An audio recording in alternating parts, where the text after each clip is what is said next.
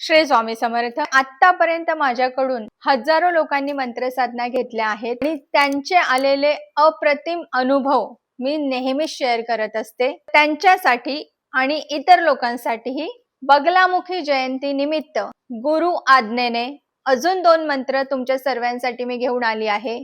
त्यामध्ये पहिला मंत्र आहे ऐश्वर्य संपदा स्थिर राहण्यासाठी, बरकत राहण्यासाठी व सदैव वाढण्यासाठी बगलामुखी ऐश्वर्य संपन्न मंत्र.